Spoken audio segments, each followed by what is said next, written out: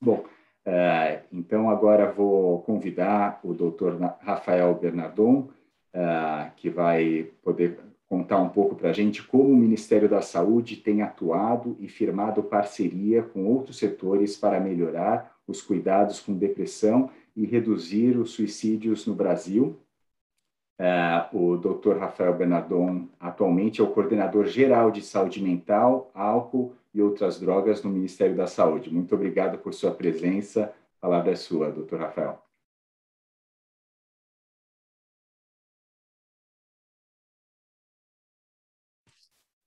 Boa tarde a todos. Agradeço inicialmente em nome do Ministério, em nome da Secretaria de Atenção Primária e da Coordenação de Saúde Mental ao convite do Fórum. Agradeço ao Marc. Cumprimento todas as pessoas aqui, várias conhecidas. Maria Dilma, que me antecedeu aqui no Ministério da Saúde, a Catarina da OPAS.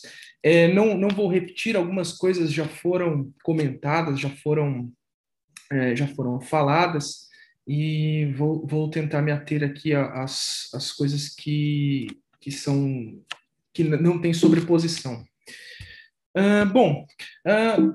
Primeiro ponto importante é que eu acho que o que já foi dito, que o mês de setembro é um mês para chamar atenção para a pauta, para tentar destacar a importância da prevenção ao suicídio, mas essa atividade de monitorarmos e de provermos tratamento para os transtornos mentais tem que ser uma atividade permanente, né? Não só no mês de setembro, todos os meses do ano. Eu faço algumas ponderações aqui a respeito do que nós imaginamos, do que nós pensamos para a rede de saúde mental, né? Ela deve ser uma rede ampla, que atenda toda a complexidade dos transtornos mentais, desde os mais simples, dos menos complicados, até os mais complexos que necessitem de recursos mais requintados, mais sofisticados. Nosso sistema ele é baseado na atenção primária em saúde, então a saúde mental foi colocada dentro da atenção primária em saúde justamente por ter esse caráter transversal, mas se conectar com a APS e dar importância ao que se pode resolver nesse nível de atenção. Sempre citar que o Ministério da Saúde se apoia na Lei 10.216, a lei da reforma do modelo de assistência psiquiátrica, e nós acreditamos que as pessoas devem ter o tratamento consentâneo às suas necessidades. Esse é um princípio basilar, né? E é interessante que isso vai se modificando ao longo do tempo, conforme a ciência avança, conforme as técnicas vão evoluindo, né, os tratamentos também vão evoluindo e o atendimento a essas necessidades pode se modificar. E são esses os princípios que nos norteiam. Já foi falado da importância enorme, imensa da saúde mental. Eu vou citar algumas coisas. Mas se nós formos pensar na prevalência, num dado momento, num recorte pontual, e formos ver, primeiro, são questões crônicas, como a doutora Maria Dilma falou, muitas vezes não foram incorporados nesse conceito, não foram levadas como doenças crônicas, mas são doenças crônicas, né? Uma pergunta frequente em consultório é até quando eu vou ter que tratar, até quando eu vou ter que tomar remédio. E eu costumo fazer o paralelo justamente com diabetes, com hipertensão, ou seja, você tem é óbvio, eu estou fazendo uma hipersimplificação, mas você tem um desequilíbrio químico que precisa ser corrigido, equilibrado, e provavelmente essas doenças são recidivantes, a gente chega à remissão eventualmente, descontinua a medicação, descontinua o tratamento, mas provavelmente espera-se que ao longo da vida haja recaídas e que a gente faça um cuidado permanente de prevenção secundária, terciária para essas pessoas. Então, se nós formos juntar 1% de esquizofrenia, 2% de transtorno bipolar, a prevalência de problemas relacionados a substâncias psicoativas, transtornos de ansiedade e depressão que são altamente prevalentes, né? O São Paulo Megacity, um estudo importante de prevalência na realidade brasileira, mostrou que das regiões que fizeram parte desse consórcio, a região metropolitana de São Paulo é uma das maiores, se não a maior prevalência, comparando com as outras que participaram do mesmo consórcio, de transtornos de ansiedade e depressão, mas o bottom line, né, a via final é que a gente vai ter 25, 30% da população, em maior ou menor grau, necessitando de algum cuidado. Então já é uma questão prevalente, já é uma questão extremamente importante, e com a pandemia nós tivemos outros estressores aí influenciando no desencadeamento, além da própria síndrome pós-infecciosa, que cursa com cerca de 30% das pessoas com sintomas neuropsiquiátricos. Alguns com piora, eu vi isso e é descrito, de pacientes mudarem a apresentação do quadro, tem uma diferenciação, provavelmente o vírus tem um tropismo cerebral, e outros quadros novos, quadros possivelmente relacionados com a infecção. Então, temos muito terreno a ser preparado para prestar os cuidados necessários à nossa população. Então, alguns dados já foram falados, né? Só destacaria que das causas não fatais de incapacidade no mundo, os transtornos mentais somados aos transtornos relacionados às substâncias psicoativas são a principal causa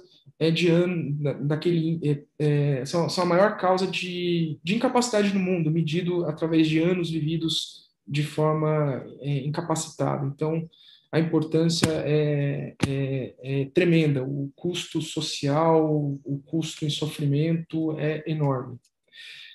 Nós estamos falando, né, do que nós podemos fazer em relação à prevenção do suicídio. Então, o suicídio é a via final, a maior parte dos suicídios tem uma relação com algum transtorno mental. Aqui eu estou mostrando em primeira mão o boletim que nós estamos terminando de editar. Os boletins do Ministério da Saúde, eles têm um gap de 2 anos, que é o tempo necessário para consolidar os dados de suicídio. Lembrando que isso é o apurado, né?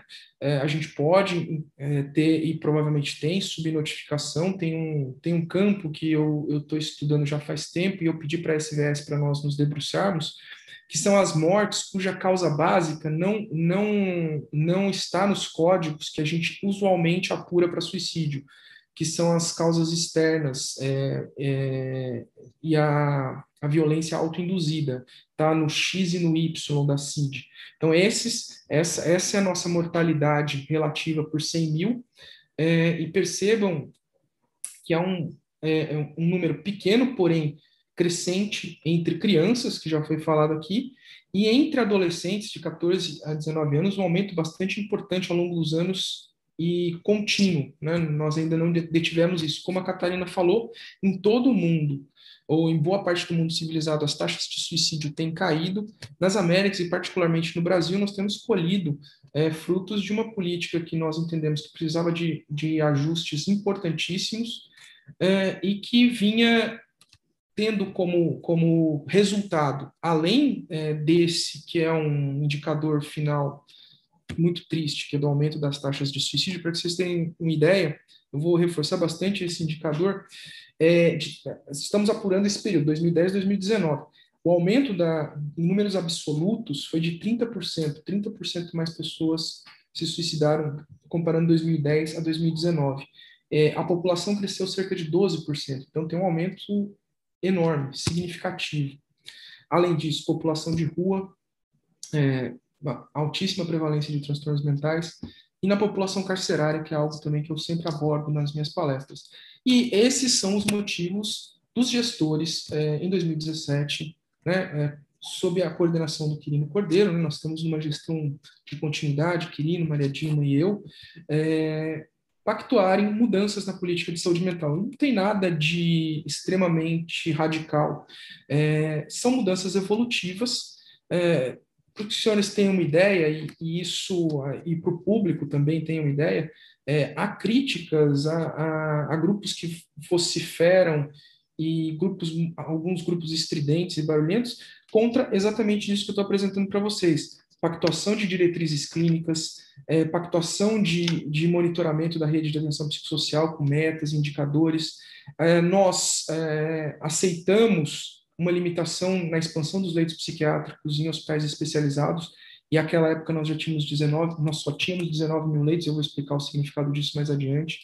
Nós reinstituímos um ambulatório multiprofissional, com equipes compostas por médico, psiquiatra, psicólogo, assistente social, para dar um reforço na assistência, e agora nós estamos numa fase de implantação, e nós aprovamos também, junto com os gestores municipais e estaduais, a criação de um CAPS específico para álcool e drogas, o chamado CAPS 4, que tem plantão médico 24 horas, então ele funciona como uma urgência e emergência e tem leitos de internação para a estabilização dessas pessoas.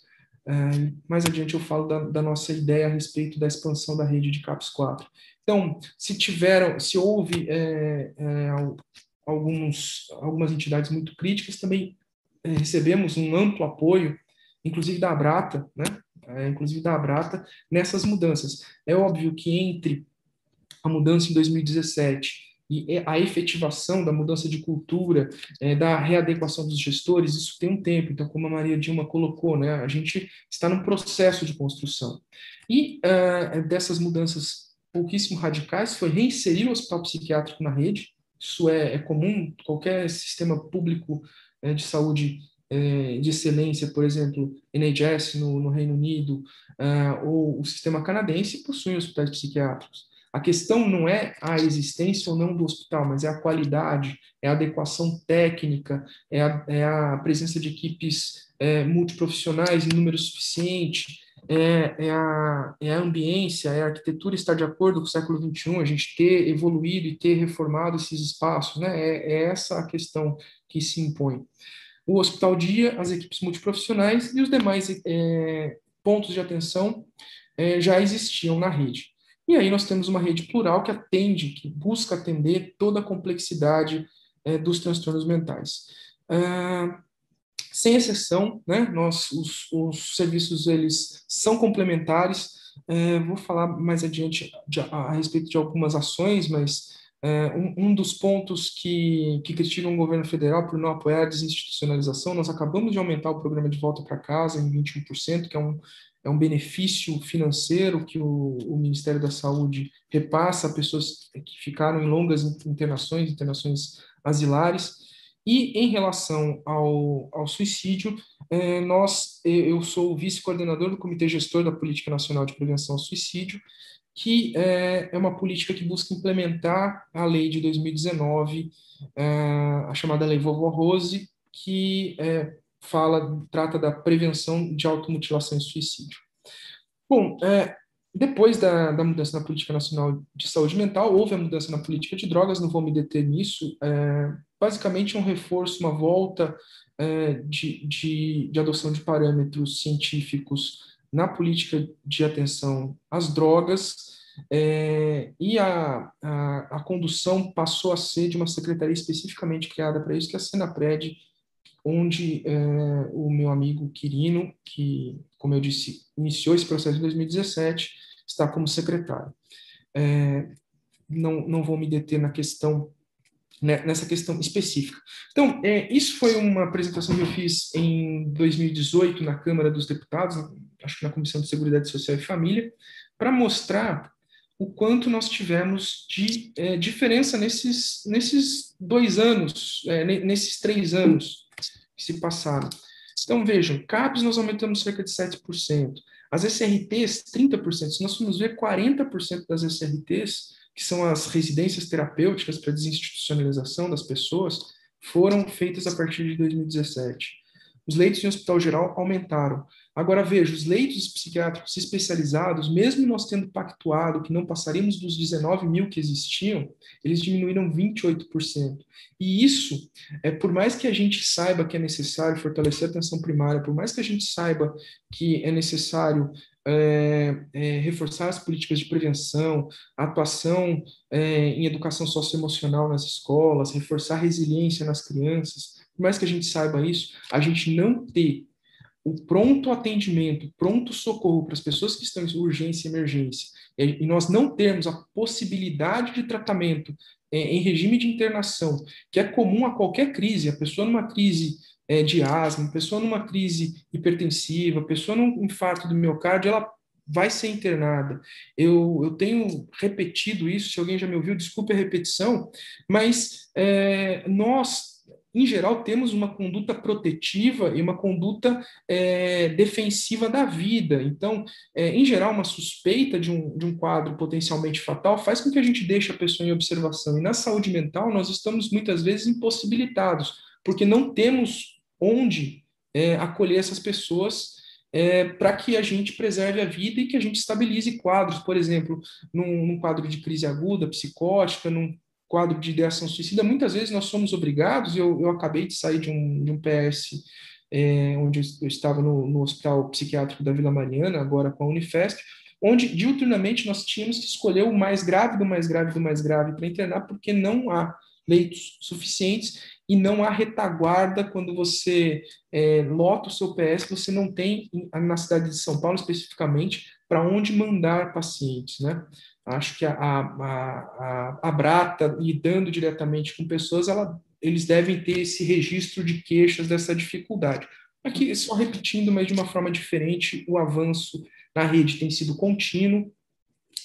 O Ministério da Saúde atualmente gasta em custeio anual 1,560 bilhões, mais ou menos, o que a gente tem que brigar por mais recursos, por mais que seja uma prioridade da gestão e que nós tenhamos apoio do secretário, do ministro, do diretor do departamento, ainda é uma fatia pequena se compararmos com outros países, né? Nós devemos estar chegando a 2% do orçamento federal para custeio de atividades em saúde mental. Nós queremos mais e acho que, pela importância já discutida anteriormente, é necessário que nós tenhamos mais. Eu vou passar esse slide, mas mostrando aí o avanço dos residenciais terapêuticos. Ótimo. E quanto tempo mais eu tenho?